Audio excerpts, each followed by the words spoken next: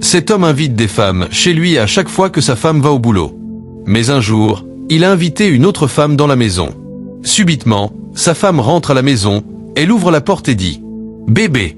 Son mari la supplie, et la femme d'autrui aussi le supplie. La femme dit « Bébé, ça va ». L'homme répond « Excuse-moi, pardon, faut t'excuser beaucoup ». La femme dit « T'excuser de quoi, tu ne m'as rien fait ». Le garçon dit « Ok, je sais tout ». La femme demande « Bébé, qu'est-ce que tu m'as fait ?» Le garçon dit à sa femme « Celle-ci, je l'ai invitée à la maison pour qu'on s'amuse un peu, mais ça va te faire du mal. Donc pardon, faut m'excuser ». La femme répond « Il y a quoi moi, je ne vois personne ». Le garçon dit « Mais tu ne vois pas la dame qui est à côté de moi ». La femme répond « Mais tu imagines ou quoi, ou bien tu rêves ». La fille se vérifie elle-même pour voir si elle porte quelque chose, mais elle ne trouve rien. La femme dit « Moi, je ne vois personne, c'est toi seul que je vois ». Le garçon insiste « Toi, tu ne nous vois pas, nous deux ». La femme répond « Ou bien c'est moi qui ai perdu la vue, je ne vois personne ». Puis elle commence à regarder partout et fait semblant de ne rien voir. La fille commence à pleurer et prend son téléphone pour se filmer, comme pour vérifier si elle est devenue invisible. La femme dit « Moi, je ne vois personne.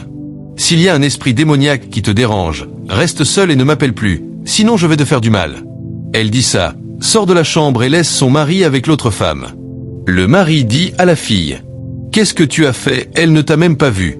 La fille se touche et dit « Je n'ai rien fait. » L'homme lui dit « Avant qu'elle ne revienne, il faut que tu partes d'ici. Sinon je vais te faire du mal. Pardon, faut partir, ne m'énerve pas, sinon je te jure devant Dieu que je vais te faire du mal. » La fille répond « Ok, je vais partir. Pardon, ne me fais pas de mal. » L'homme touche la fille et dit « Mais tu es fraîche, tu n'as rien fait ?» La fille répond « Oui, je n'ai rien fait. » Puis elle ajoute en pleurant « Chérie, mais c'est à cause de toi, oui, à cause de toi que je suis venue ici, et tout cela est arrivé. Oh mon Dieu, couvre-moi de ton sang et efface tous mes péchés. Dieu, pardonne-moi, s'il te plaît. » L'homme dit « Lève-toi et pars d'ici. » Au même moment, la femme ouvre la porte. Dans sa main, une bouteille d'eau. Elle vient s'asseoir sur le divan, ouvre la bouteille et commence à boire tranquillement, sans réagir. La fille se lève et dit « Viens m'accompagner, moi je pars d'ici. » Elle prend son sac, son téléphone.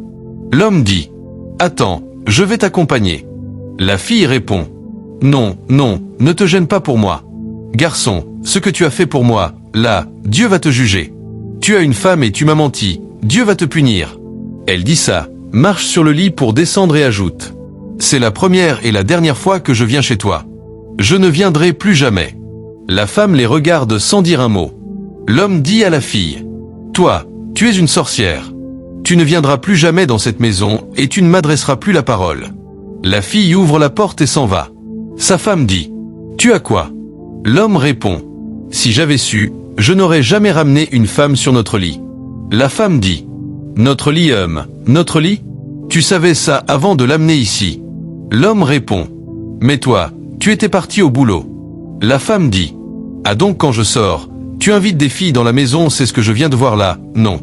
L'homme dit « Ce n'est pas ce que tu crois quand tu es sorti, j'avais tellement envie de mougou, alors je suis allé voir le voisin, et il m'a indiqué un endroit. C'est là que j'ai trouvé cette fille et je l'ai amenée ici. Mais je n'ai pas fait beaucoup, c'était une seule fois, je te jure devant Dieu. » Puis il commence à mentir encore, à chercher des arguments pour convaincre sa femme. La femme finit par dire « Ok, tu as fait ça une seule fois, ok, ça ne dit rien. Calme-toi, faut pas trop te plaindre pour moi. » Elle fait semblant de ne pas être fâchée, mais au fond, elle est blessée. Le mari dit « Bébé, donne-moi ton téléphone, je veux faire quelque chose avec. » La femme lui donne, mais après un moment, elle dit « Idiot, donne-moi mon téléphone. » Elle lui arrache des mains et ajoute « Toi, tu cherches des femmes et tu ne peux même pas acheter un téléphone simple.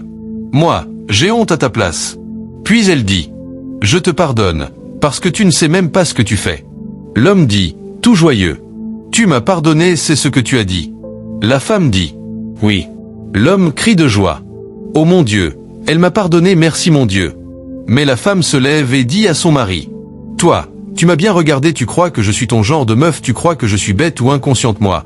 Je ne peux plus traiter avec toi. Tu ne me respectes pas. Si tu me respectais, Tu n'aurais jamais amené une autre fille sur notre lit conjugal. Et tu n'as même pas honte de me demander mon téléphone. Moi, je suis dans ta vie de misère. L'homme dit. Excuse-moi, s'il te plaît, pardon, je ne vais plus faire ça. La femme répond. Tu me fais pitié. Oui, toi, tu me fais pitié, parce que tu es un homme qui ne donne même pas d'argent à sa femme et qui ramène des prostituées dans la maison. Et toi-même, tu sais que cette maison m'appartient. Donc je peux te chasser à tout moment. Puis elle ajoute. Ne me demande pas pardon, je n'ai pas besoin. Mais si tu oses encore ramener une femme ici en disant que tu as envie de mougou, tu verras ce que je vais te faire. La femme prend son sac et sa bouteille d'eau, dit. Moi, je pars déjà espèce d'homme prostitué. Elle pose son sac sur la table et sort de la chambre. L'homme reste et commence à remercier Dieu. Merci Dieu. Puis il dit à son pénis. Toi, pourquoi tu es comme ça nain, idiot? Pourquoi tu es comme ça? Faut plus faire ça, sinon la prochaine fois, je vais te frapper, ok. Puis il appelle sa femme.